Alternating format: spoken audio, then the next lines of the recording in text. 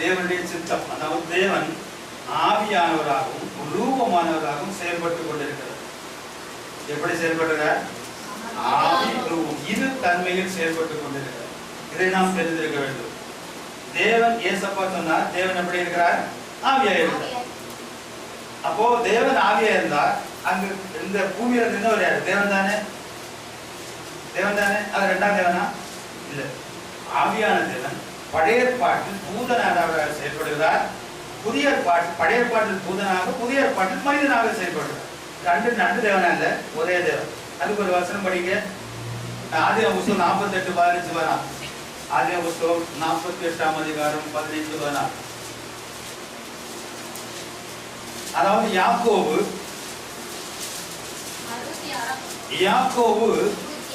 தன்னுடைய பேர பிள்ளைகளை ஆசீர்வதிக்கிறார். அவன் யோசேப்பை ஆசீர்வதித்து, அங்கே ஆசீர்வதிக்கும் போது என்ன சொல்றாரு பாருங்கள். அவன் யோசேப்பை ஆசீர்வதித்து, என் பிதாக்களாகிய ஆபிரகாமும் ஈசாக்கும் வழிபட்டு வணங்கிய தேவனும், நான் பிறந்த நாள் முதல் இந்நாள் வரைக்கும் என்னை ஆசீர்வதித்து வந்த தேவனும், எல்லா தீமைக்கும் நீங்களாக்கி என்னை மீட்ட தூதனுமானவர் இந்த பிள்ளைகளை ஆசீர்வதிப்பாராக. ஆமென். இங்க என்ன சொல்றாரு? நான் தொழுகைக்குரியவராக இருக்கிறேன், தொழுது வந்த தேவனும் தூதனானவராக என்னை ஆதரித்து வந்த தூதனுமானவர். அப்படி தேவனும் தூதனும் ஒருவர். அல்லேலூயா, அல்லேலூயா. என்னுடைய முன்பிதாக்களாகி ஆபிரகாம், ஈசாக்கு இவர்களெல்லாம் தொழுது வந்த தேவனும் என்னை ஆதரித்து வந்த, வழிநடத்தி வந்த தூதனுமானவர் இந்த பிள்ளையை ஆசீர்வதிப்பார். தேவனும் தூதனுமாயிருக்கு ஒருவர். சரியா? புதிய ஏற்பாட்டில் தேவனும் மனிதனாக இருந்தவர் ஒருவர். சரியா? பாப்பா, யோவான் 16ஆம் அதிகாரம் 9ஆம் வசனம் படிங்க. அது முதல்ல யோவான்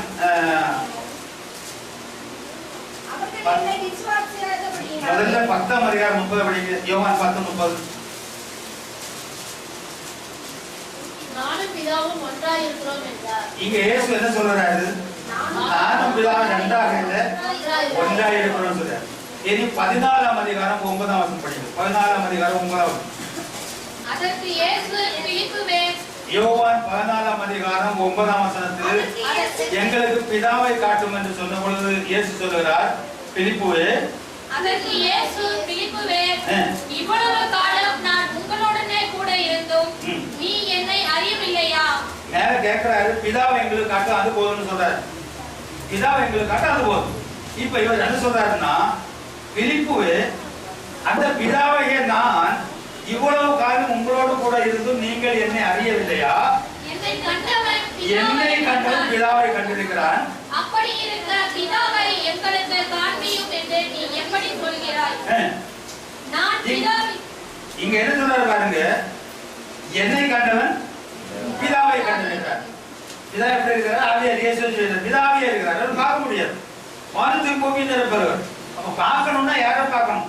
தேவனாக பார்க்கணும் அல்லது பிதாவாக பார்க்கணும்னா யாரை பார்க்கணும்? மனுஷனா இப்போ முன்ன நிக்கிறேன்னு என்னதான் பார்க்கணும் சொல்றேன். என்னை கண்டவன் பிதாவை கண்டான். நானும் பிதாவும் இரண்டாக இல்ல, ஒன்றாக இருக்கிறோம். அப்படிதானே சொல்றாரு. அந்த மனுஷன் என்ன பண்றான்? இல்ல நீங்க ரெண்டு பரிசுத்தர் ஒரு நபர், பிதா ஒரு நபர், இவர் ஒரு மூன்று நபர்கள், ஒரு நபர்கள், திரு ஏகம். அவங்க கேட்ட நாங்களும் திரு ஏகம் தானே சொல்றோம். மூணு அப்படியா ஒன்னாகும்? இந்த 3 வருஷம் ஒரு வருதாமா? இந்த 3 நபரையும் இங்க வந்து ஒன்னா தான் பார்க்க முடியுமா? எங்கெங்கயோ போதையா, உலகமே சிலைகளா போகுது. நம்ம இடம் பாக்குவாங்க. கர்த்தரை கண்டடைகிற மனுஷன் யாக்கோபின் தேவனை தனக்கு துணையாக கொண்டிருந்து தன் தேவனாய கர்த்தர் மேல் நம்பிக்கை வைக்கிற மனுஷன்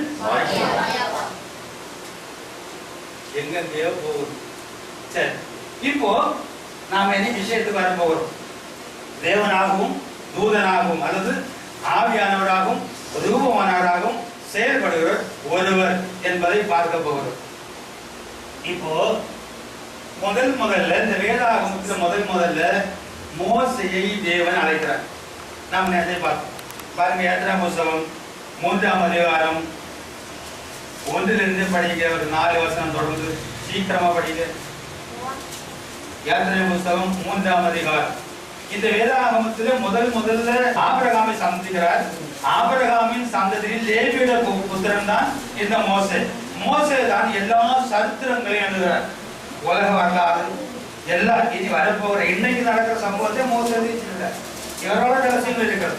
மோசே மூலம் தான் சகல ரகசியங்கள் வெளிப்பட்டிருக்கிறது. இந்த மோசையை சந்திக்கும் போது யார் சந்திப்பது பாருங்கள். கர்த்தருடைய வாசிங்க 2ஆம் வசனம் முதல். யாத்திரை புஸ்தகம் 3ஆம் அதிகாரம் 2ஆம் வசனம். அங்கே கர்த்தருடைய தூதனானவர் முட்செடியின் நடுவிலிருந்து உண்டான அக்னி ஜுவாலையிலே நின்று அவனுக்கு தரிசனமானார். அப்பொழுது அவன் உற்று பார்த்தான்.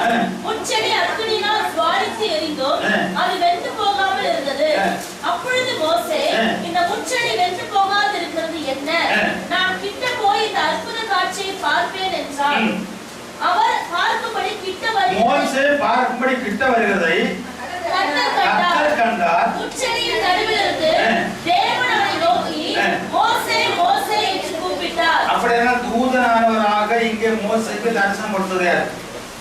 கர்த்தர் அல்லது தேவன். அப்படிதானே? தூதன் பார்க்கக்கூடியவராக தேவனுடைய ஸ்தானத்தில் தேவனை பார்க்க முடியாது. அவர் வானத்தையும் பூமி நிரப்புகிறார். ஏன்னா 23ஆம் அதிகாரம் 23, 24 சொல்லுது. அப்படி வானத்தையும் பூமி நிரப்புகிறவராக பார்க்க முடியாது. மோசே கேட்கிறார். மோசைக்கு தரிசனம் கொடுத்தவர் மோசையோட முகமுகமாய் பேசுறவர். மோசை கேட்கிறாரு, உம்முடைய மகிமை எனக்கு காண்பித்தரும், என்னை கண்டு ஒருவனும் உயிரோடு இருக்க முடியாதுன்னு சொல்கிறார். எப்படி? வானத்தையும் பூமி நிரப்புகிறவராக. அல்லது அந்த பவரை சந்தித்தாரு, சேரக்கூடாத வெளிச்சத்தில் வாசம் பண்ணுறாரு. அந்த மகிமை என்னை பார்க்க முடியாதுன்னு சொல்கிறார். தேவனுடைய தெய்வீக தன்மையில் அவரை யாரும் பார்க்க முடியாது. ஆனால் அவர் தம்மை வெளிப்படுத்தும் பொழுது, தூதஸ்தானத்தில் மனித ஸ்தானத்தில் வெளிப்படுத்தும் போது அவரை பார்க்கிறார். அல்லேலூயா, அல்லேலூயா. இங்கே வெளிப்படுத்தி அந்த 3ஆம் அதிகாரத்தில், நான் உன்னை அழைப்பதற்காக வந்து நீ எகிப்து அடிமைத்தனத்திற்கு என் ஜனத்தை அழைத்து வா என்று சொல்கிறார். அங்கே 6ஆம் வசனத்தில் நான் ஆபிரகாம், இந்த தூதனானவர் சொல்கிறார், நான் ஆபிரகாமின் தேவனும் ஈசாக்கின் தேவனும் யாக்கோபின் தேவனும். அந்த 15ஆம் வசனத்தில் நான் ஆபிரகாமின் தேவனும் ஈசாக்கின் தேவனும் யாக்கோபின் தேவனுமாகிய உங்கள் பிதாக்களுடைய தேவனாய் கர்த்தர் சொல்கிறார். இந்த தேவன் வேற, தேவனாய் கர்த்தர் வேறன்னு சொல்றவங்க இருக்காங்க. என்ன சொல்ல? இங்க தூதனாய் நிற்கிறவர் சொல்றார், நான் தான் தேவன், நான் தான் தேவனாய் கர்த்தர். இந்த ஜனங்களை அழைத்து வா என்று சொல்லுகிறார். இன்னொரு காரியம் நான் சிந்திக்க வேண்டியது, 4ஆம் அதிகாரத்துல மோசே சொல்லுகிறார். 4ஆம் அதிகாரம் 10ஆம் வசனம் முதல் பார்க்கும்போது கர்த்தர் மோசே அழைக்கிறார். அப்போ மோசே என்ன சொல்லுகிறார் என்றால், தேவரீர், ஆண்டவரே, தேவரீர், நான் வாக்கு வல்லவர் அல்ல, வேற யாரையாவது அனுப்புன்னு சொல்றாரு. அதுக்கு ஒரு என்ன பதில் சொல்றாரு தெரியுமா? 12ஆம் வசனம் வாசிங்க. ஆதலால் நீ போ, நான் உன் வாயோட இருந்து நீ பேச வேண்டியதை உனக்கு போதிப்பேன் என்றார். இப்ப சிந்திக்கணும். இங்க தூதனானவரா நிற்கிறார். முள்செடியில் தூதனானவரா நிற்கிறாரு 3ஆம் அதிகாரத்துல. 4ஆம் அதிகாரத்துல நீ பார்வடத்துல போய் நீ அந்த கூட்டிட்டு வான்னு சொல்லும் போது சொல்றாரு, ஐயோ நான் வாக்கு வல்லவன் அல்ல. அதுக்கு கர்த்தர் என்ன சொல்றாரு? கர்த்தர் மோசேயை நோக்கி, ஆண்டவரே, இதற்கு முன்னாவது தேவரே உமது அடியானோட பேசினதற்கு முன்னாவது நான் வாக்கு வல்லவன் அல்ல, நான் திக்குவாயும் மந்தனாவும் உள்ளவன் என்றார். அப்பொழுது கர்த்தர் அவனை நோக்கி, மனுஷனுக்கு யார் அவனை நோக்கி? கர்த்தர் அவனை நோக்கி, மனுஷனுடைய வாயை உண்டாக்கினவர் நான் அல்லவா? வாசிங்க. ஊமையனையும் செவிடனையும் பார்வை உள்ளவனையும் குருடனையும் உண்டாக்கினவர் யார்? கர்த்தராகிய நான் அல்லவா? புதிய ஏற்பாட்டுல கர்த்தர் யாரு? புதிய ஏற்பாட்டுல கர்த்தர் யாரு? அப்போஸ்தலர் 9:5 படி இயேசுதான் கர்த்தர். அப்போஸ்தலர் 9:17 படி இயேசுதான் கர்த்தர். 2 கொரிந்தியர் 4:5 படி இயேசுதான் கர்த்தர். இங்க கர்த்தர் கேட்கிறாரு, மனிதனுடைய வாயை உண்டாக்கினவன் நான் அல்லவா? ஊமையனை உண்டாக்கினவன் நான் அல்லவா? செவிடனை உண்டாக்கினவன் நான் அல்லவா? நீ போ, ஆதலால் நீ போ, நான் உன் வாயோடு இருந்து நீ பேச வேண்டியதை உனக்கு போதிப்பேன் என்றார். இந்த வசனம் கவனித்துக்குரியது. மோசே பார்த்து சொல்றாரு, மோசே ஒன்ன உண்டாக்கணும் நான் தான். ரூபமா நின்று கூப்பிட்டு சொல்றார், நீ போ, இப்ப ரூபமா இருக்கிறவர் சொல்றாரு உன் வாயோட இருந்து நான் பேசுவேன். அப்ப பரிசுத்தாவியனர் பேசணும் வாயோட இருந்து. பரிசுத்தாவியனராக பேசுறவர் யார்? ரூபமாக தரிசனம் கொடுக்கிறவர் யார்? 2 நபரா இல்ல 1 நபரா? அப்ப திருத்துவ தேவன் யார் ஐயா? இன்னைக்கு 3 பேர் சொல்றாங்களே, அந்த 2 3 தேவன் யாரு? சிந்திப்பாங்களா? என்ன சொல்ல? இப்ப இவர் தானே சொல்றாரு, மோசைக்கு முள்செடியில ஒரு தரிசனம் கொடுக்கிறாருல, அவர் தான் மோசையை கூப்பிட்டு நீ போன்னு சொல்றாரா இல்ல வேற நபரா? அதே அவர் தானே. அப்போ உன் வாயோட இருந்து நான் பேசுவேன்னு சொல்றாரு, அது 2 நபரா? இல்ல. சரி, மோசைக்குள்ள இருக்கிறதா யாரு பாப்போமே? 7ஆம் புத்தகம் 11ஆம் அதிகாரம் 16ஆம் வசனத்துக்கு பாருங்க. தேவத்துவத்தின் ரகசியங்களை நாம் அறிந்து கொள்ள வேண்டும். இன்னைக்கு குருட்டுத்தனமா இருக்கிற குருடர்கள் கண்களை எல்லாம் நாம் திறக்கணும். அதுக்காக எல்லாரும் பிரயாசப்படும்.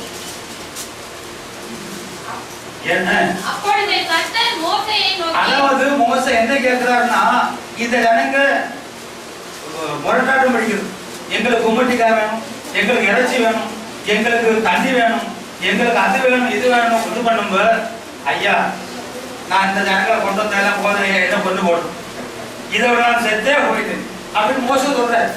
அப்பதான் சொல்றாரு, பாசிங்க 14 11ஆம் அதிகாரம் 16ஆம் வசனம். அப்பொழுது கர்த்தர் மோசேயை நோக்கி இஸ்ரவேல் ஜனங்களுக்கு மூப்பரும் தலைவருமானவர்கள் இன்னார் என்று நீ அறிந்திருக்கிறாயே, அந்த மூப்பரில் 70 பேரை கூட்டி அவர்கள் ஆசாரிப்பு கூடாரத்தின் இடத்தில் அங்கே உன்னோடு கூட வந்து நிற்கும்படி செய்.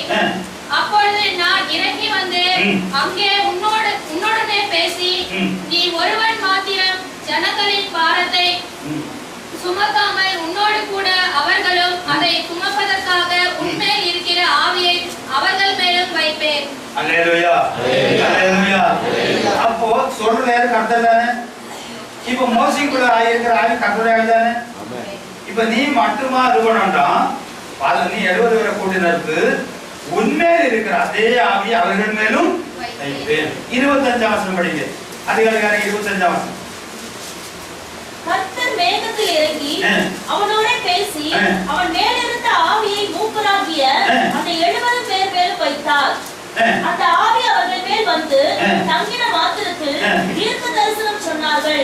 இப்போ இந்த மோசே தீர்க்கதரிசியா ஏதாவது சொல்றாரு, மோசைக்குள்ள கர்த்தர் ஆவி இருக்கிறாரு. இப்போ இந்த 70 பேர் மேல், அந்த 70 பேரை கூட்டி நிறுத்தி 70 பேர் மேல் யாருடைய ஆவி இறங்குறது? கர்த்தர் ஆவி இறங்குறது. அவர்கள் தீர்க்க தரிசனம் சொல்லுகிறார்கள். ஆவியானவரும் பரிசுத்தாவியானவரும் ரூபமானவரும் 2 நபர் தானா இல்ல 1 நபரா? இனி அதிகாரம் 29 படி. அதற்கு மோசே, அதாவது இந்த இவர்கள்லாம் தீர்க்க தரிசனம் பேசுறாங்க. அப்ப யோசுவா என்ன பண்றாருன்னா, எஜமானே ஆண்டவரே, இவங்க எல்லாம் தீர்க்க தரிசனம் பேசுறாங்க, அந்நிய பாஷை பேசுறாங்க, இவங்க பேசுனது வரும், இவங்களை அடங்கி இருக்க சொல்றோம் அப்படின்னு சொல்றாரு. யோசுவா சொல்றாரு. அதுக்கு மோசே என்ன சொல்றாரு பாருங்க. அதற்கு மோசே, நீ எனக்காக வைராக்கியம் காண்பிக்கிறாயோ? கர்த்தருடைய ஜனங்கள் எல்லாரும் தீர்க்க தரிசனம் சொல்லத்தக்கதாக கர்த்தர் தம்முடைய ஆவியை அவர்கள் மேல் இறங்க பண்ணினால் நலமாய் இருக்குமே என்றார். அல்லேலூயா, அல்லேலூயா. யார் கர்த்தர்? மோசே கிட்ட வருகிறதை கர்த்தர் கண்டார். அப்பொழுது தேவன் மோசே நோக்கி வாசிக்கிறோம், நான் உன் வாயோட இருந்து பேசுவேன்னு சொன்னார். நான் மட்டும் இந்த ஜனங்களை என்னால் சுமக்க முடியாது, என்னை கொண்டு போன்னு சொன்ன போது உன்னிடத்தில் இருக்கிற அதே ஆவியை நான் அவர்களுக்கு பகர செய்வேன்னு சொல்றாரு. எல்லாரும் மேலும் 70 பேர் மேல வந்து கர்த்தருடைய ஆவி இறங்குறது, அந்நிய பாஷை பேசுகிறார்கள், தீர்க்கதரிசனம் பேசுகிறார்கள். கர்த்தர் தம்முடைய ஜனங்கள் மேல் தம்முடைய ஆவியை இறக்கி எல்லாரும் தீர்க்க தரிசனம் பேசினால் நலமாய் இருக்குமே அப்படின்னு ஆவியானவர் ரூபான நடுவதா?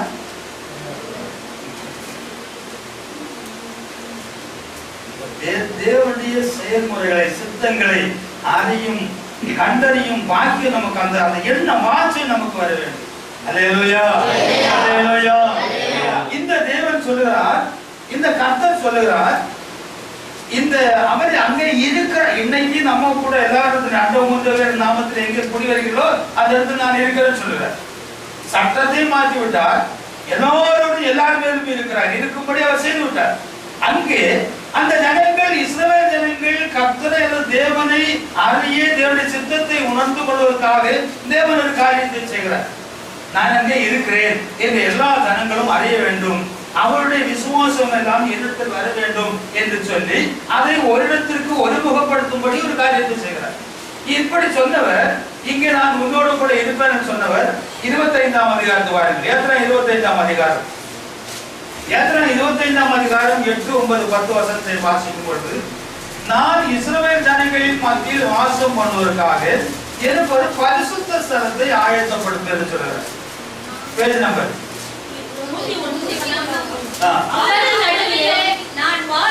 இஸ்ரவேல் ஜனங்களின் அல்லது என்னுடைய ஜனங்களின் மத்தியிலே நான் வாசம் பண்ணுவதற்காக எனக்கு ஒரு பரிசுத்த ஸ்தலத்தை உண்டாக்குவார்களாக. எனக்கு ஒரு பரிசுத்த ஸ்தலத்தை உண்டாக்குவார்களாக. 21, 22 வசனத்தை படி. கிருபாசனத்தை பெட்டியின் மீது வைத்து பெட்டிக்குள்ளே நான் உனக்கு கொடுக்கும் சாட்சி பிரமாணத்தை வைப்பாயாக. அங்கே நான் உன்னை சந்திப்பேன். கிருபாசனத்தின் மீதிலும் சாட்சி பெட்டியின் மேல் நிற்கும் 2 கெருபீன்களின் நடுவிலும் இருந்த நான் இஸ்ரவேல் புத்திரருக்காக உனக்கு கற்பிக்க போகிறவைகளை எல்லாம் உன்னோடு சொல்வேன். ஆமென். இப்ப நாம சிந்திக்கணும், இங்கே கர்த்தருடைய தூதனானவராக மோசே சந்திக்கிறார், அழைக்கிறார். நீ வா, அந்த இஸ்ரவேல் ஜனங்களை அழைத்து வா என்று சொல்கிறார்.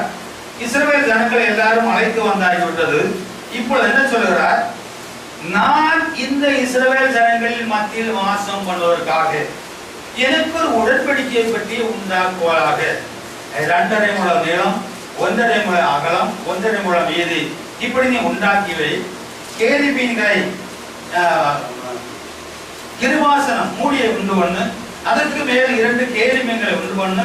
இதற்குள்ளில் கற்பலகை 10 கட்டளை எழுதப்பட்ட கற்பலை உள்ளதை நான் இந்த ஜனங்களுக்கு நீ என்ன போதிக்க வேண்டுமோ அதை இதற்கு உள்ளில் இருந்து உன்னோடு பேசுவேன். இப்ப இங்க பேசினவர் இப்ப எங்க இருக்கிறாராம்? இதற்குள்ள இருந்து பேசுவேன்னு சொல்லுறார். இங்க தூதனா இருப்பாரா இல்ல ஆவியா இருப்பாரா? இதுதான் திருத்துவது வேணா சொல்றாரு இல்ல, உடன்படிக்கை பட்டிக்குள்ள இருந்து பேசுவேன்னு சொல்றாரு இல்ல. சரி, அங்க அதுல 12ஆம் அதிகாரம் 40 சொல்றாரு, நீ மலையிலே கண்டபடி இந்த ஆசரிப்பு கூடாரத்தை உண்டு பண்ணு என்று சொல்லிவிட்டார். இவர் ஆசரிப்பு கூடாரத்தை உண்டு பண்ணிட்டார். என்னாகும் 7ஆம் அதிகாரம் 89 வசனம் பாருங்க. என்னாகும் 7:89. மோசே தேவனோடு பேஜ் நம்பர் 179. பழைய பாடல் 189. மோசே தேவனோடு பேசும்படி கவனிக்கணும். இங்கே தேவன் மோசேயோடு பேசினார், மோசே தேவனோடு பேசினார். நான் திக்குவாயன் என்று சொன்னபோது நான் ஒன்று வாயோடு பேசுவேன் சொன்னார். இந்த இஸ்ரவேல் ஜனங்களின் மத்தியில் நான் வாசம் பண்ணுவதற்காக எனக்கு ஒரு பரிசுத்த ஸ்தலத்தை ஆசரிப்பு கூடாரத்தை உண்டாக்கு என்று சொன்னார். இப்பொழுது ஆசரிப்பு கூடாரம் உண்டாக்கப்பட்டு விட்டது. இப்பொழுது என்ன நடக்கிறது? மோசே தேவனோடு பேசும்படி ஆசரிப்பு கூடாரத்துக்குள் பிரவேசிக்கும் போது தன்னோட பேசுகிறவரின் சத்தம் சாட்சி பெட்டியின் மேலுள்ள கிருபாசனமான 2 கேருபீன்களின் நடுவில் இருந்தது உண்டாகிற சத்தத்தை கேட்பார். அங்கே இருந்து அவனோடு பேசுவார். அங்கே இருந்து தேவன் அவனோடு பேசுவார். முதல்ல எங்க பேசினாரு? முள்செடியின் மத்தியில் காணக்கூடியவராக, காணக்கூடிய தேவ தூதனானவராக பேசினார். அங்கே மோசேக்கு மட்டும் தரிசனம் கொடுத்தார். மோசேயை தனியாக அழைக்கிறார். இங்கே நான் எல்லா ஜனங்களும் கூடி வருகிற இடத்தில் உன்னோடு பேசுவதற்காக அவர்கள் கூடி வருகிற இடத்தில் நான் இருக்கிறேன் என்று அவர்கள் தங்களுடைய சிந்தைய எண்ணத்தை கொண்டு வருவதற்காக நீ ஒரு ஆசரிப்பு கூடாரத்தை உண்டு பண்ணு. அங்கே உடன்படிக்கை பெட்டியை நான் அங்கே உன்னை சந்திப்பேன் சொல்கிறார். இங்கே மோசே தேவனோடு பேசும்படி ஆசரிப்பு கூடாரத்துக்குள் போய் தேவனோடு பேச வரும்போது தேவன் அங்கே இருந்து மோசையோடு பேசுகிறார். இது 2ஆம் நபரா இல்ல ஒரே நபர் தான்? தேவன் தானே பேசுகிறார். தேவன் தானே தூதனானவராக அங்கே மோசையை சந்திக்கிறார்.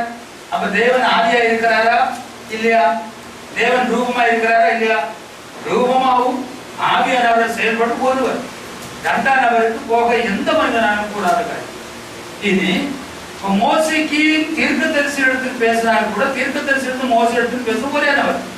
எண்ணாகமத்தில் நீங்கள் பார்த்தீங்கன்னா எண்ணாகமம் 11ஆம் அதிகாரத்தில் இந்த மோசே தேவன் மோசையோடு மட்டும்தான் பேசுவாரோ எங்களோடு பேச மாட்டார் என்று சொல்லி அவர்கள் சகோதரர்களுக்குள்ளே ஒரு பொறாமை வருகிறது.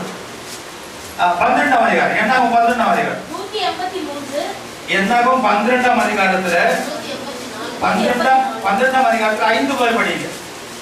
கர்த்தர் மேகத்தூணில் இறங்கி, அதாவது அந்த அவர் என்ன சொல்கிறார்? மோசேயும் ஆரோனும் மிரியாமும் ஆசரிப்பு கூடாரத்துக்கு முன்பாக வாருங்கள் என்று சொல்கிறார்.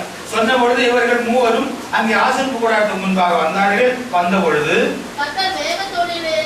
கர்த்தர் மேகத்தூணில் இறங்கி கூடார வாசலில் நின்று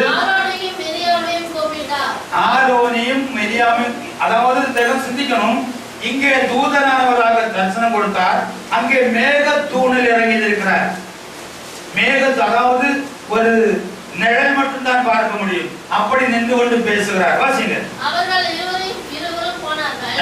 அப்பொழுது அவர் வார்த்தைகளை கேளுங்கள், உங்களுக்குள்ளே ஒருவன் தீர்க்கதரிசியாய் இருந்தால், கவனிக்கணும், உங்களுக்குள்ளே ஒருவன் தீர்க்கதரிசியாய் இருந்தால் கர்த்தராகிய நான் தரிசனத்தில் என்னை அவனுக்கு வெளிப்படுத்தி, அப்ப ரூபமாக அல்ல, கர்த்தராகிய நான் தரிசனத்தில் அவனுக்கு என்னை வெளிப்படுத்தி சொப்பனத்தில் பேசுகிறேன். அப்படியானால் அத்தனை தீர்க்கதரிசிகளும் எல்லா தீர்க்கதரிசிகளும் தேவனுடைய இந்த ரூபத்தை பார்க்கவில்லை. அவனுக்கு தரிசனமும் சொப்பனமும் தான் கிடைக்கிறது. தெரிந்து கொள்ள வேண்டும். ஆனால் ஏசாயா தீர்க்கதரிசி சரியாக காண்கிறார். வேற எந்த தீர்க்கதரிசிகளும் தேவனுடைய ரூபத்தை கண்டதில்லை. ஏசாயா தீர்க்கதரிசி ரூபத்தை இப்படிப்பட்ட மோசே கண்டது போல ரூபத்தை காணவில்லை. மற்ற அவருக்கு என்னென்ன நடக்க போவது என்பதை அதை குறித்து தான் பார்த்தார். ஆனால் இங்கே சொல்கிறார், உங்களுக்குள்ளே ஒருவன் தீர்க்கதரிசியாக இருந்தால் அவருக்கு நான் சொப்பனத்தில் என்னை வெளிப்படுத்தி தரிசனத்தோடு பேசுவேன். ஆனால் மோசையோ அப்படிப்பட்டவன் அல்ல. என்னுடைய வீட்டில் என்னுடைய ஜனத்தில், வீடு என்கிறது ஜனத்தை சொல்லுகிறார். சரிதானா? வீடு என்கிற ஜனம் தானா? தெரியுமா? வசன ஆதாரம் இத அப்படியே வைங்க, கைக்குள்ள வச்சுட்டு எபிரேயர் 6:3 படிங்க. இங்க வரணும். எபிரேயர் 6:3 வீடுங்கிறது ஜனம். எபிரேயர் 6:3-6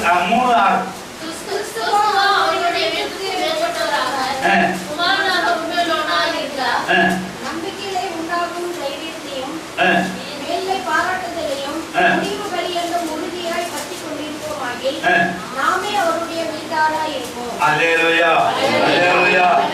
மோசே அவருடைய வீட்டில், மோசே தேவனுடைய வீட்டில், தேவனுடைய ஜனத்தில் உண்மை உள்ளவராய் இருந்தார். ஆனால் இப்பொழுது இயேசு கிறிஸ்து நம்முடைய வீட்டில் உண்மை உள்ளவராக, இயேசு கிறிஸ்து தங்குகிற வீடுடைய வீடு ஜனம். அப்படியானால் அங்கே என்ன சொல்றார்? மோசே என்னுடைய வீட்டில் எங்கும் உண்மை உள்ளவராய் இருக்கிறார். நான் அவனுடைய மறைமுகமாக அல்ல, முகமுகமாகவும் பிரத்யட்சமாகவும் பேசுகிறேன். அவன் கர்த்தருடைய சாயலை காண்கிறார். கர்த்தருடைய சாயலை யார் காண்பது? அந்த மோசே காண்கிறார். ஆனால் தீர்க்கதரிசிகள் கர்த்தருடைய சாயலை காணவில்லை. கர்த்தர் முகமுகமாய் மோசையோடு பேசினார். அதே கர்த்தர் மோசையோடு முகமுகமாய் பேசினார். அதே மோசே கேட்கிறார். யாத்திரா 33:18 உம்முடைய மகிமை எனக்கு காட்டும், கண்டு ஒருவன் உயிரோடு இருக்க முடியாதுன்னு சொல்றார். அப்படியானால் அவருடைய தெய்வீக தன்மையில் சேரக்கூடாத வெளிச்சத்தில் வாசம் பண்ணுவதாக அவரை பார்க்க முடியாது என்பதை நாம் உணர்ந்து கொள்ள வேண்டும். அப்போ ஆவியானவராகவும் ரூபமானவராகவும் செயல்படுகிறது இரண்டு நபர் அல்ல, தேவனும் தூதனுமாய், தேவனும் மனிதனுமாய் செயல்படுவது ஒரே நபர். அல்லேலூயா, அல்லேலூயா. இங்கு அந்த பழைய பாட்டில் பலி செலுத்த வேண்டும், எனக்கு பண்டிகை கொண்டாடும்படி, எனக்கு பலி செலுத்தும்படி அவர்களை போக விட சொன்னார். பழைய பாட்டின்படி பலி செலுத்துறதுக்கு செலுத்துகிற ஏராளம் இருக்கிறது. அந்த பலியை அங்கீகரிக்கிறது யார்? காணக்கூடியவராக பலிகளை அங்கீகரிக்கிறார். அந்த நியாயாதிபதிகளின் புத்தகம் 6ஆம் அதிகாரம் அது 20 படிக்கிற 6ஆம் அதிகாரம் 20. இஸ்ரவேல் ஜனங்கள் கர்த்தருடைய பார்வைக்கு மோசமான காரியங்களை செய்கிறார்கள், விக்கிரக ஆராதனை செய்கிறார்கள். அப்பொழுது கர்த்தர் இவர்களை விட்டு போடுகிறார். கர்த்தர் இவர்களை அந்நிய ராஜாக்கள் கையில் விட்டு போடுகிறார். அப்பொழுது ஜனங்கள் எல்லாரும் துக்கத்தோடு இருக்கிறார்கள். அப்பொழுது கிதியோனை நோக்கி அங்கே கர்வாலி மரத்தின் மூட்டிலிருந்து பேசுகிறார். நீ போய் நீ இருக்கிற பலத்தோட போய் ஜனங்களை ரட்சித்து வா என்று சொல்கிறார். நான் உன்னை அனுப்புறவர் கர்த்தராகிய நான் என்று வா என்று சொல்கிறார். பின்பு ஒருவனுக்கு என்ன செய்ய வேண்டும், பலி செலுத்த வேண்டும் என்று சொன்ன பொழுது இவர் பலி செலுத்துகிறார். வாசிங்க தொடர்ந்து. இறைச்சியும் புளிப்பில்லாத அப்பங்களையும் எடுத்து தற்காலில் வைத்து ஞானத்தை ஊற்றி என்று அவன் அப்படியே செய்தான். அப்பொழுது கர்த்தருடைய தூதன் தமது கையில் இருந்த கோலின் துணியை நீட்டி இறைச்சியும் புளிப்பில்லாத அப்பங்களையும் தொட்டார். அப்பொழுது அத்தனை கற்பாலயத்தை எழுப்பி இறைச்சியும் புளிப்பில்லாத அப்பத்தையும் பச்சித்து கர்த்தரின் தூதனானவன் என்றால் அவன் கண்களுக்கு மறைத்து போனான். ஆமென். அப்போ இனி ஒருவேளை நினைக்கலாம், கர்த்தர் தூதன் தானே போனது, தூதன் பலி அங்கீகரிக்கும்படி ஏதாவது வசனம் இருக்குதா? பலி யாருக்கு செலுத்தணும்? கர்த்தருக்கு தான் செலுத்தணும். கர்த்தர் தூதனானவராக அந்த தூதனானவர் வருகிறார். நீ பலி செலுத்த என்று சொல்கிறார். இங்கு முள்செடி இருந்தவர் எலியாவின் பலியை அங்கீகரித்தவர் இங்கே வந்து பலிபீடத்தில் பலி அங்கீகரித்து அக்கினி சோலையிலே ஏறி போகிறார். அல்லேலூயா, அல்லேலூயா. மற்ற சாதாரண தூதர்கள் இருக்கிறார்கள், அவர்களுக்கு பலி செலுத்தவும் கூடாது, அவர்கள் பலி அங்கீகரிக்கவும் கூடாது. கர்த்தருக்கு தான் பலி பண்டிகை செலுத்த வேண்டும். கர்த்தருடைய தூதனானவராக பலி அங்கீகரித்து விட்டு போகிறார்.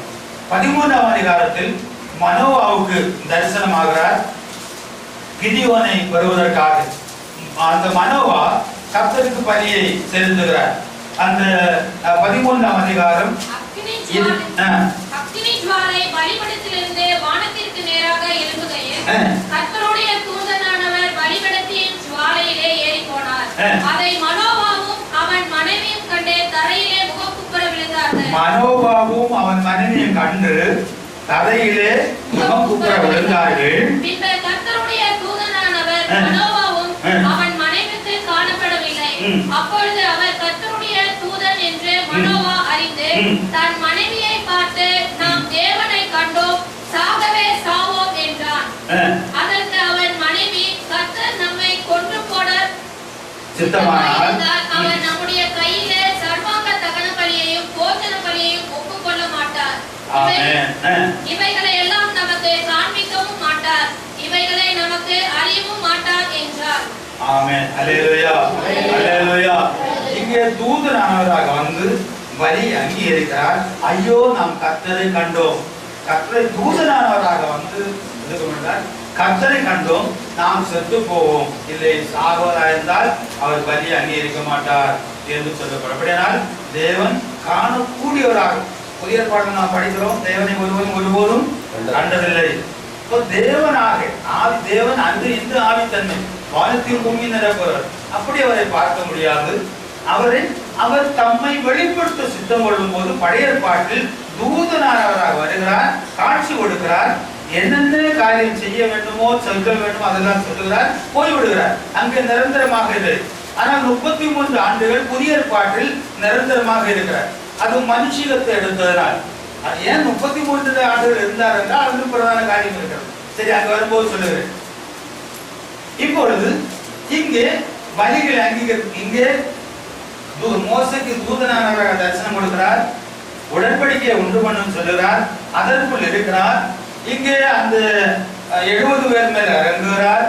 இங்கே பலிகளை அங்கீகரித்து செல்கிறார். பின்பு இது நடந்து கொண்டிருக்கிற சம்பவங்கள்.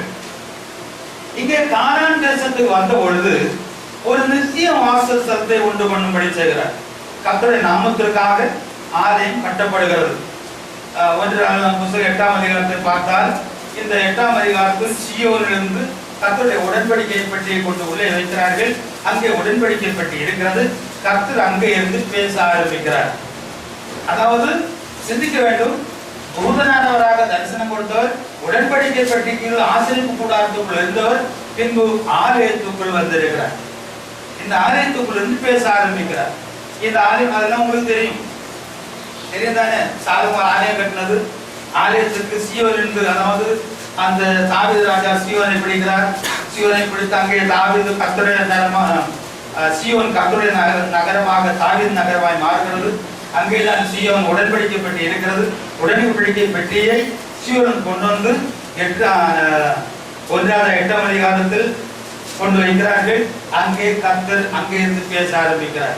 அதாவது 2 ராஜாவின் புஸ்தகம் 19 அதிகாரம், 2 ராஜா 19:14 படிங்க. 2 ராஜா 19:14. 490 பழைய பாட்டு 490. அதாவது சனகரி என்று சொல்லுகிறவன் இந்த ஜனங்களை, இஸ்ரவேல் ஜனங்களை சங்கரிக்கும்படி வருகிறான்.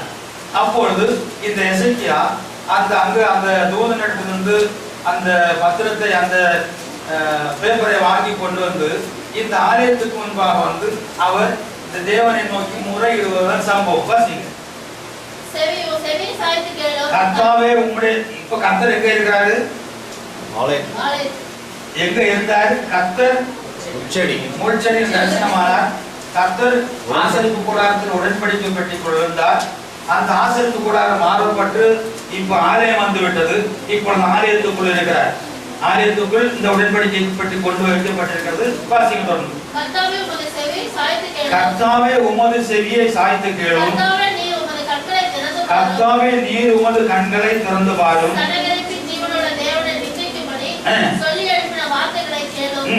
கர்த்தாவே அசிரிய ராஜாக்கள் அந்த ஜாதிகளையும் அவர்கள் தேசத்தை நாசமாக்கி அவருடைய தேவர்களை நெருப்பிலே போட்டுவிட்டது மெய்தான். அவைகள் தேவர்கள் அல்லவே, மனுஷர் கையினாலே மரமும் கல்லும் தானே. ஆகையால் அவைகளை நீர்த்துறையாக்கினார்கள். பாருங்க, இங்க என்ன சொல்றாரு? அந்த ஜனங்கள் வந்திருக்காங்க, அவங்க வந்த வழியில எல்லாரும் நிர்மூலமாக்கி போட்டாங்க. ஆனால் அவர்கள் தேவர்கள் அல்ல. இப்போ ஜீவனுள்ள தேவராகி உம்மை நிந்திக்கும்படி, உம்முடைய பிள்ளைகளை நிந்திக்கும்படி வந்திருக்கிறார்கள். அவர் கேட்கும்போது விண்ணப்பம் பண்றது இங்க கவனிங்க. கேருபீன்கள் மத்தியில் வாசம் பண்ணுகிற எங்கள் தேவனாகிய கர்த்தாவே. அப்போ கர்த்தர் எங்க இருக்கிறாரு? இதற்குள் இந்த ஆலயம் வந்து கர்த்தருடைய நாமத்திற்காக தான் ஆலயம் கட்டப்பட்டது. அந்த ஆலயத்துக்குள் உடன்படிக்கை பெட்டி இருக்கிறது. உடன்படிக்கை பெட்டிக்குள் கர்த்தர் இருக்கிறார். இப்படி ஜெபித்த பொழுது என்ன ஆச்சு? அதே அதிகாரம் 35 பார்க்கும்போது 185,000 பேரை கர்த்தர் சங்கரிக்கிறார். அப்படி ஜெபத்துக்கு விண்ணப்பத்துக்கு பதில் உண்டு. நாம் தேவ சமூகத்தில் வந்து ஜெபிக்கும் பொழுது தேவன் அதை கேட்கிறார். நமக்கு சத்துருவாய் இருக்கிற எந்த பிசாசானவரையும் அவர் அதம் பண்ணுவார். அல்லேலூயா, அல்லேலூயா. பின்பு நாம் பார்க்கும் பொழுது அவர்தான் ஆலயமாக வருகிறார். இயேசு கிறிஸ்து தான் ஆலயமாக வருகிறார். இங்க தூதனா தரிசனம் கொடுக்கிறவர்கள் இயேசு கிறிஸ்து தான். இங்க வந்ததெல்லாம் இயேசு கிறிஸ்து தான். பார்க்க போறோம். இப்போ இங்க எல்லாம் வந்தவர் இங்கே சாலமோனால் கட்டப்பட்ட ஆலயம் எல்லாம் இடித்துப்பட போகிறது. இடித்தாங்க, பின்னை கட்டினாங்க. பின்ன இயேசு கிறிஸ்து சொன்னார், இது ஒரு கல்லின் மேல் கல்லிடாதபடிக்கு இடிக்கப்பட்டு போகும் சொன்னார். அது இடிக்கப்பட்டு போகணும். அப்பதான் எல்லா இடத்துலயும் தேவனை தொழுது கொள்ள முடியும். இங்கு இந்த உடன்படிக்கை பெட்டிக்கு உள்ளே தான் இருக்கிறார்.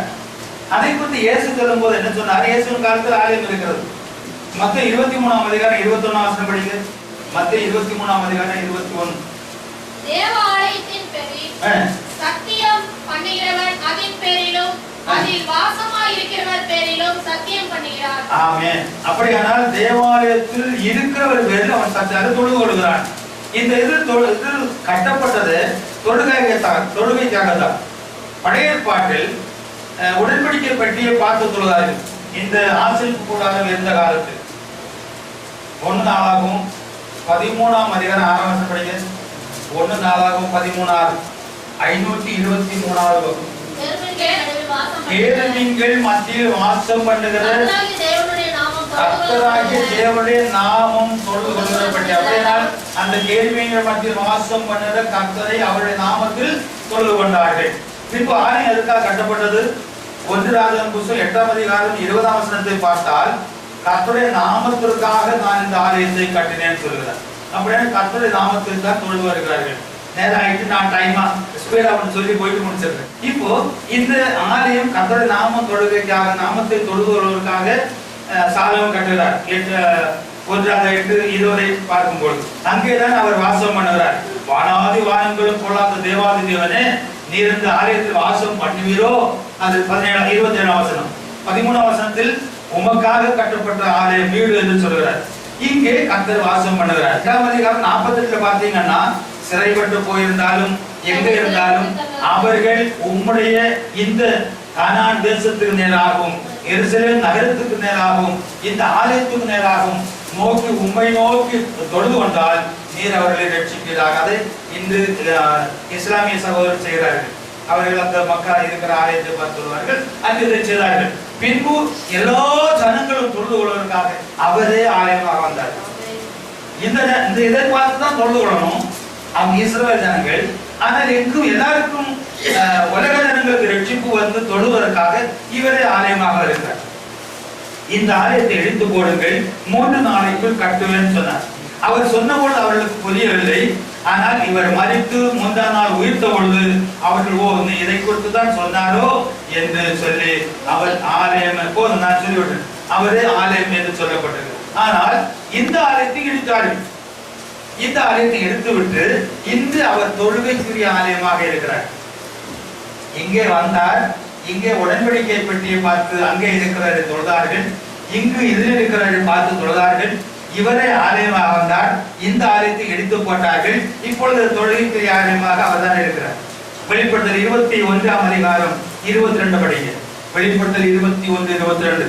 அதிலே தேவாலயத்தை நான் காணவில்லை. அங்கே தேவனுடைய ராஜ்யத்திலே தேவனை தொழுது கொள்கிற இடத்திலே தேவாலயத்தை நான் காணவில்லை. சர்வ வல்லமையுள்ள தேவனாகிய கர்த்தரும், சர்வ வல்லமையுள்ள தேவனாகிய கர்த்தரும், ஆட்டுக்குட்டியானவருமே அதற்கு ஆலயம். ஆட்டுக்குட்டியானவருமே அந்த தேசத்திற்கு ஆலயம். அல்லேலூயா, அல்லேலூயா. அவரைத்தான் நாம் தொழுது கொள்ள போகிறோம். இங்கேயும் அவரைத்தான் தொழுது கொள்கிறோம். அநேகர் அறியாது இருக்கிறார்கள். இங்க யாரைத்தான் தொழுது கொள்கிறோம்?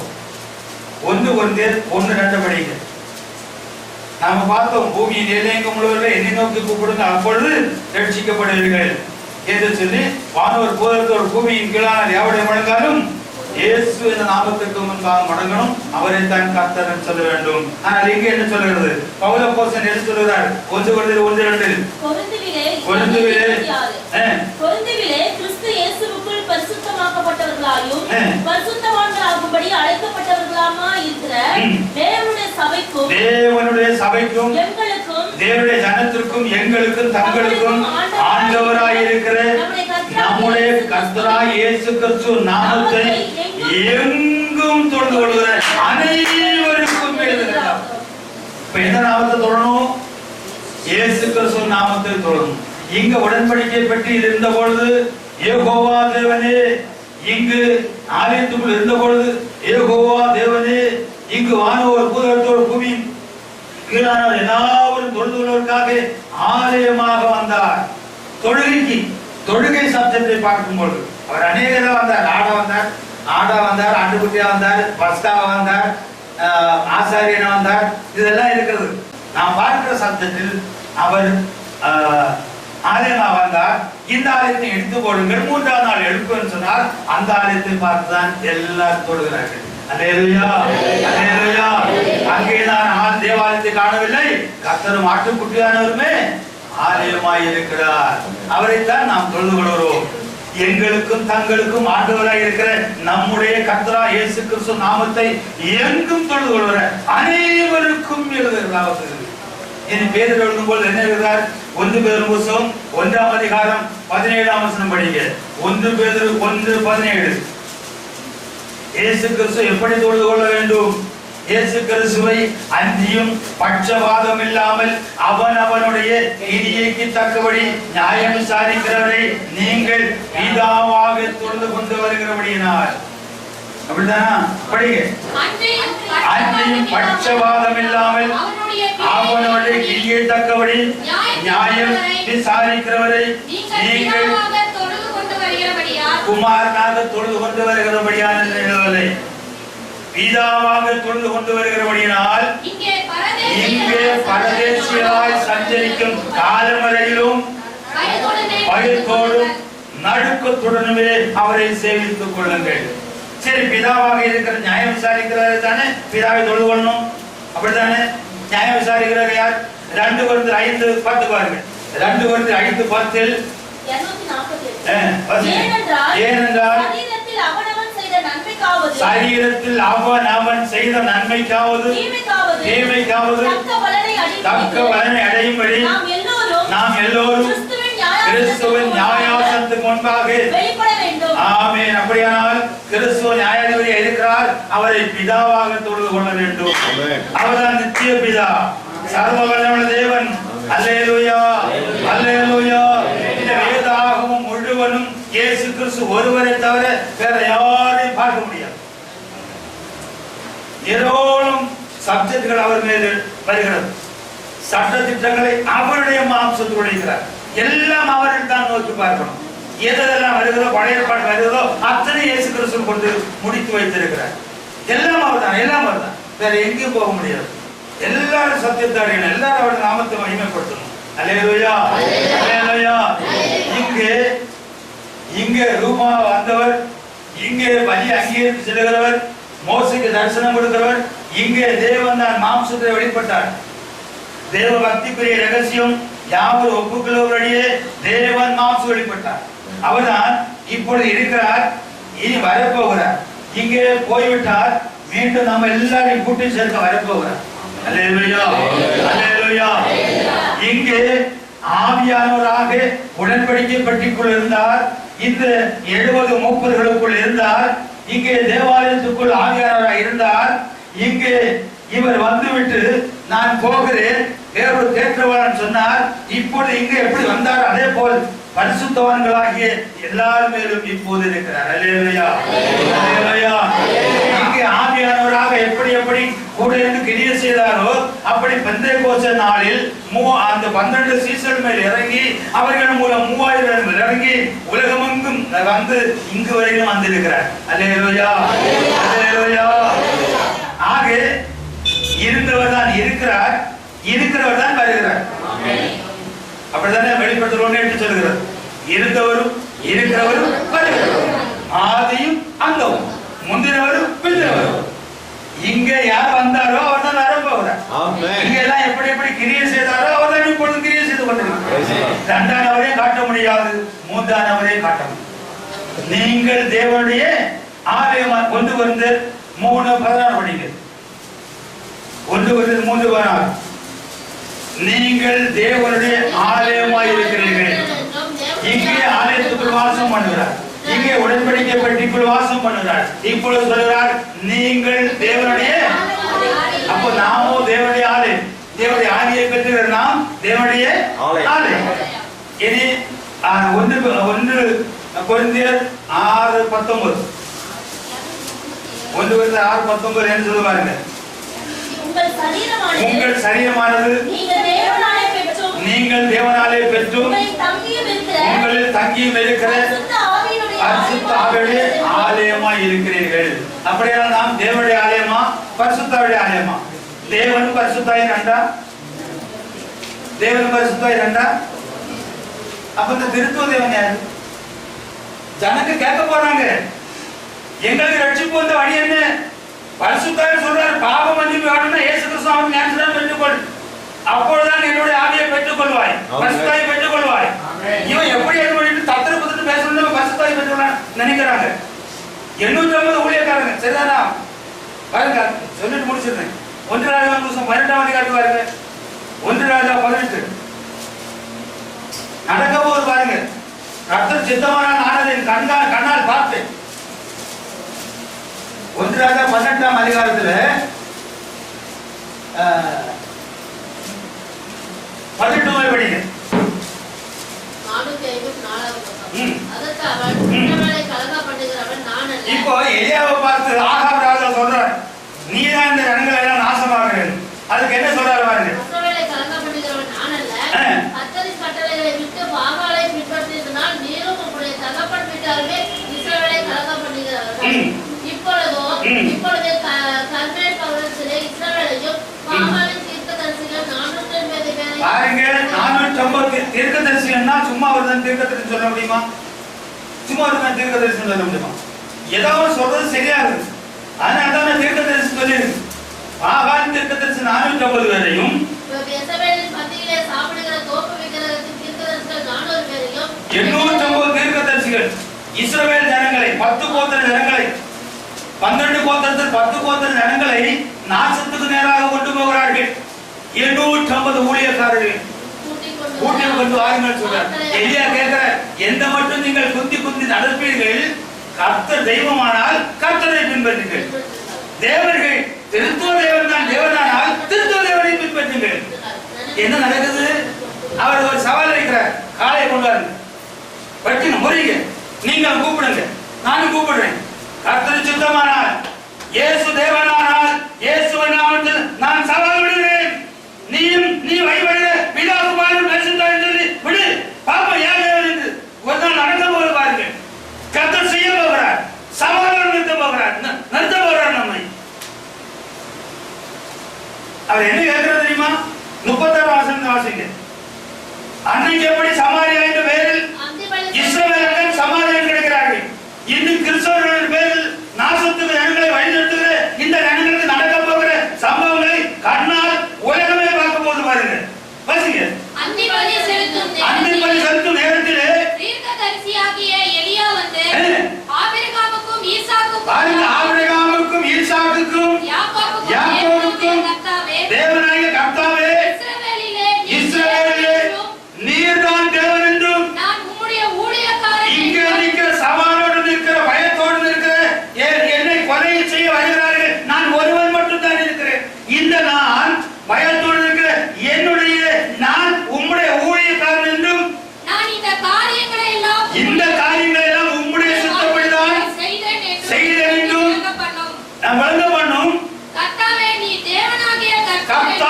நீர்தான் தேவனாகிய கர்த்தர் என்றும் தேவரின் இந்த பாழாய் போன ஜனங்களுடைய இதயத்தை மறுபடியும் உமக்கு திருத்துவ தேவன் திரியேகவே என்று சொல்லுற இந்த ஜனங்களுடைய இதயத்தை மறுபடியும் உமக்கு நேராக திருப்பும்படி இந்த ஜனங்களை அறியும்படிக்கு என்னை கேட்டருளும் என்றார் என்று ஜெபிக்கிறார். அப்பொழுது கர்த்தரிடத்தில் இருந்து அக்கினி இறங்கி அந்த சர்வாங்க தகன பலியையும் விறகுகளையும் கற்களையும் மண்ணையும் பற்றித்து வாய்க்காவலில் இருந்த தண்ணீரையும் நக்கி போட்டது. ஜனங்கள் எல்லாரும் இதை கண்டபோது முகம் குப்புற விழுந்து இதுவரையில் எங்களுக்கு தேவர்கள் இருக்கிறார்கள், இவர் யாரும் பார்த்து பிதாவென்று சொன்னார், அவரை பார்த்து கேட்டுக்கிட்டாரா? அப்படி கேட்டவன் எல்லாம் இப்போ முகம் குப்புற விழுந்து கர்த்தரையே தெய்வம் வந்து நீங்க வேதத்தின் ஆழத்தை எப்படி புரிஞ்சு கொள்ளணும் தெரியல.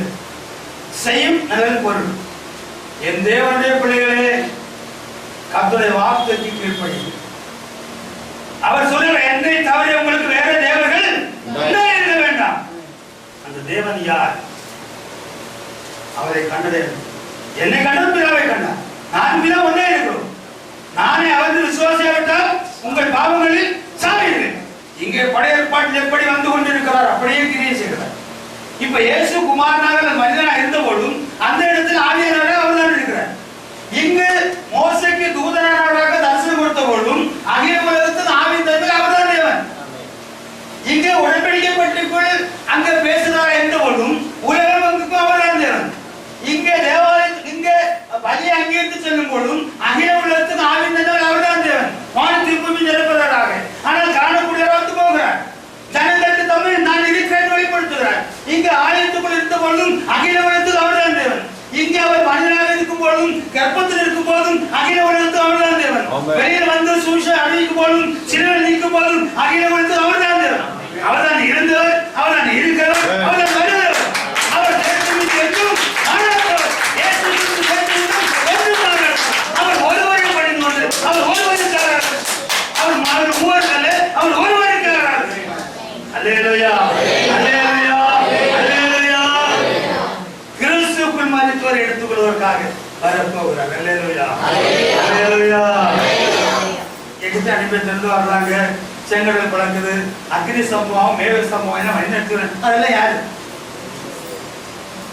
பாருங்க. 1 Corinthians 10 அதிகாரம் 1 முதல் ஒரு 11 வருஷம் நீட், அதாவது 1 கொரிந்தியர், நான் விஷயத்தை சொல்லி நீங்க எழுதுறீங்க. 1 கொரிந்தியர் 1:10 1 கொரிந்தியர் 1:10 இந்த ஜனங்களை மோச வழிநடத்தி கொண்டு வருகிறார். அங்கே அக்னி சம்பவம், மேக சம்பவம் வழிநடத்தி கொண்டு வருகிறார். இவர்கள் செங்கடல் வழியா வருகிறார். அங்கே கண்மலையின் மேல் கர்த்தர், நேரத்தை பார்த்துட்டோம், கர்த்தர் நிற்கிறார். அந்த கண்மலை கிறிஸ்துவே. அல்லேலூயா, அல்லேலூயா. இவர்கள் அனைவருக்கு கர்த்தர் பிரியமா இருக்கவில்லை. கிறிஸ்துவை பரீட்சை பார்த்தார்கள். இங்க மோசே கூட வரும்போது கிறிஸ்துவை தான் பரீட்சை பார்த்தார்கள். கிறிஸ்து தான் தூதனானவராக இருந்தார். அவர் உள்ளத்தில் தான் இயேசுவின் நாமம் இருந்தது. நான் பிதாவின் நாமத்தில் வந்திருந்தோம். அப்ப இயேசுவின் நாமம் பிதாவுடைய நாமம். அல்லேலூயா, அல்லேலூயா. இயேசுவின் நாமம் குமாரன் நாமம், இயேசுவின் நாமம் பரிசுத்தர் நாமம். என் நாமத்தில் இருக்கிற தீர்க்கவாளன். இங்கே 3 தெரிகிறது. இந்த இதுவரையிலும் இயேசு வரும் வரையிலும் ஒன்றாகத்தான் தெரிகிறது. அந்த ஒன்றுதான் இங்கே இருக்கிறது. தம்மை மறைத்து செயல்படுகிறார். அங்கதான் எல்லாரும் எழுதிப்பாங்க.